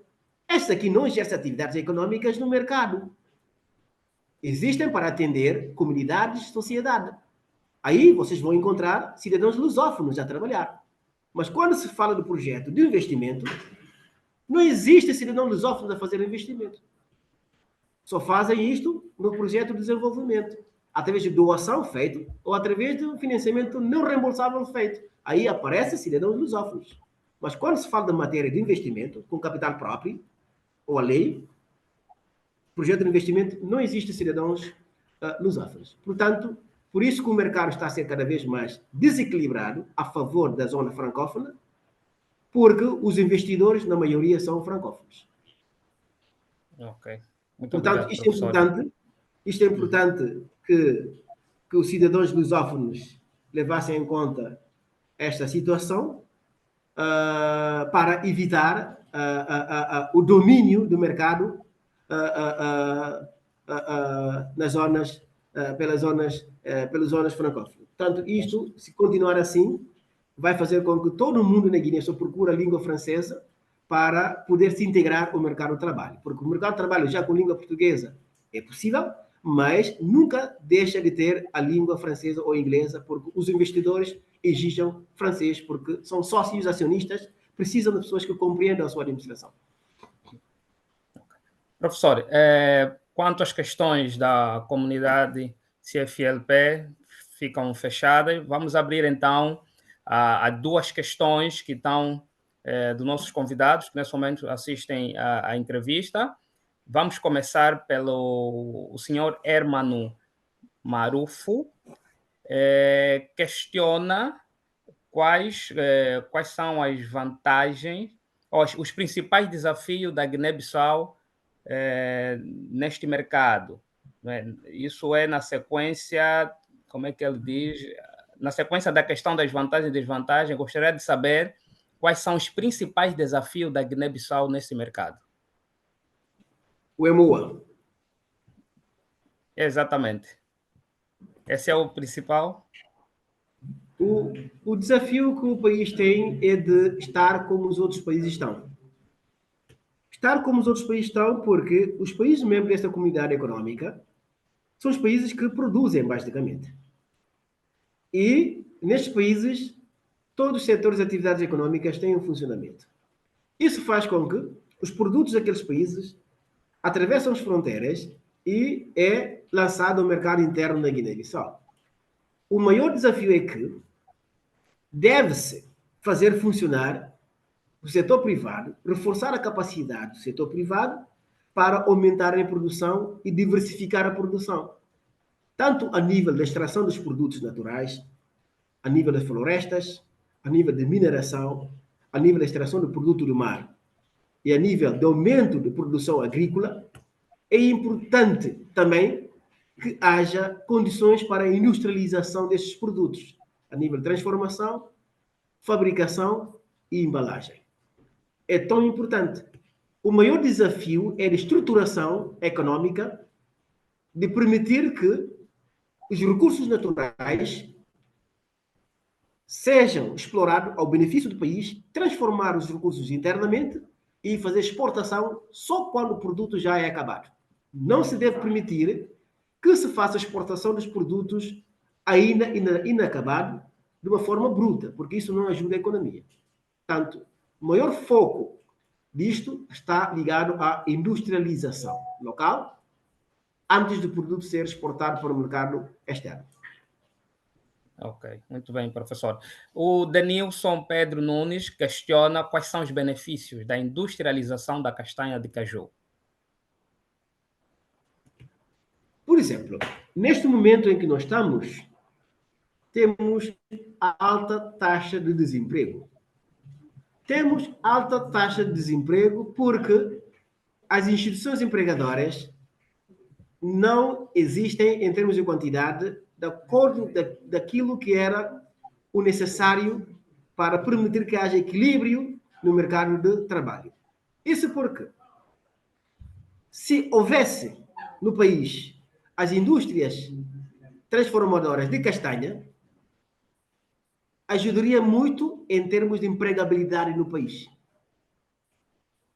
Porque, quando se fala de castanha, por exemplo, atividades agrícolas que se faz depois da colheita do produto, o produto vai diretamente para mercados externos. Isso não ajuda a economia, mas poderia ajudar a economia se os produtos fossem transformados localmente, daria mais emprego aos jovens naquela unidade industrial transformadora, daria mais rendimento para aquelas pessoas, porque estão a trabalhar naquela indústria transformadora, daria mais vantagem para o Estado através de impostos que o Estado poderia cobrar na produção daquele produto internamente. Aí teria imposto industrial, teria imposto ligado a imposto profissional, teria imposto de capital, teria conjuntos de impostos derivados de produtos produzidos internamente. Mas como não é o caso, o país só terá imposto a nível de exportação. Isso não ajuda o país. E nem ajuda o mercado de emprego e nem ajuda o restante das pessoas que fazem parte do ciclo produtivo e que ainda mantêm idade ativa que precisam de emprego. Portanto, é fundamental que os produtos, que não seja só castanha, mas com foco em castanha, que os produtos sejam produzidos internamente, sejam transformados internamente, sejam processados internamente, sejam embalados internamente, para depois ser produto acabado. Só quando forem o produto acabado é que devem ser exportados para o mercado externo. Não se pode exportar de uma forma bruta. Isso não ajuda a economia. Poderia ajudar a economia quando gera emprego no setor primário, gera emprego no setor secundário, depois gera emprego no terceiro terciário, depois passa para a exportação. Isso poderia ajudar bastante a economia de qualquer país, como também a economia da Guiné-Bissau. Ok. Professor, muito obrigado. Tem uma única e última questão colocada pelo Herman, e que o Nelson acabou por dar uma resposta rápida, era só para confirmação do professor. O Herman questiona quais são as oportunidades de negócio para um investidor privado na Guiné-Bissau e em quanto tempo leva para abrir uma empresa. O Nelson diz que em 24 horas consegue-se abrir uma empresa e que o agronegócio é muito atrativo atualmente. Professor, concorda com a resposta que o Nelson deu ao Herman? Sim, concordo, porque, como estava a dizer, o Código de Investimento agora ofereceu várias vantagens para quem estiver na posição de investidor interno local, como também investidor de capital estrangeiro. Tem várias vantagens, sobretudo, não só da facilidade de criação da empresa, que se pode fazer em 24 horas, como também cria isenção no primeiro, segundo até terceiro ano de atividades econômicas, você pode ser isentado da sua atividade enquanto tiver um investimento pisado. Portanto, isso faz parte das vantagens dos códigos. Eu que aconselho as pessoas a procurarem o Código de Investimento da República da Guiné-Bissau. Depois de terminarmos esta conversa, vou vos enviar o Código de Investimento da Guiné-Bissau, traduzir em diferentes línguas, português, francês e inglês, para facilitar compreender como a Guiné-Bissau é um país atrativo e que facilita o investimento. E não só também, através do Centro de Formalização da Empresa, facilita bastante com rapidez e eficiência criação da empresa. Em períodos de 24 horas, pode ter a sua empresa criada com a maior segurança possível. Não só criação. 24 horas. Também, Online é possível, professor? Pode, desde o momento que entra em contato com o gabinete, com o escritório. O nosso escritório faz isso. O nosso escritório faz isso, mesmo que a pessoa estiver fora, pode entrar em contato, depois vou dar contato também, pode entrar em contato, o escritório trata do assunto, depois você só vem quando a sua empresa começa a iniciar a sua atividade. Portanto, isso constitui uma grande vantagem, porque a Guiné-Bissau, em termos de atividades econômicas, ainda mantém verde, ainda mantém rústico, porque tem potencialidades agrícola, potencialidade agronegócio, potencialidade a nível de pecuária, como também nas diferentes áreas de atividades econômicas. Para quem já viajou para a Guiné-Bissau, vai compreender. Além disso, também tem uma vantagem turística, em termos de investimento naquelas ilhas que eu estava a dizer que são mais de 80, em termos de quantidade, que são grande potencialidade para quem tem visão estratégica que suporta as suas atividades econômicas. Isso constitui uma grande vantagem. Ok. Professor José, mais uma vez agradecemos sinceramente pela generosidade em partilhar conosco o seu conhecimento, experiência e visão crítica sobre essa evolução de desafios da economia guinense. E acreditamos que os temas que aqui foram abordados, desde a castanha de caju à integração regional, das oportunidades de diversificação ao papel da juventude e da infraestrutura, constituem um retrato honesto, então, e estratégico da Guiné-Bissau. Professor, reiteramos o agradecimento. Muito obrigado a todos os convidados que estiveram cá conosco pela presença e até uma próxima oportunidade. Contamos sempre convosco. Obrigado a todos. Obrigado, então, igualmente. Obrigado. Ok. Até já, até já.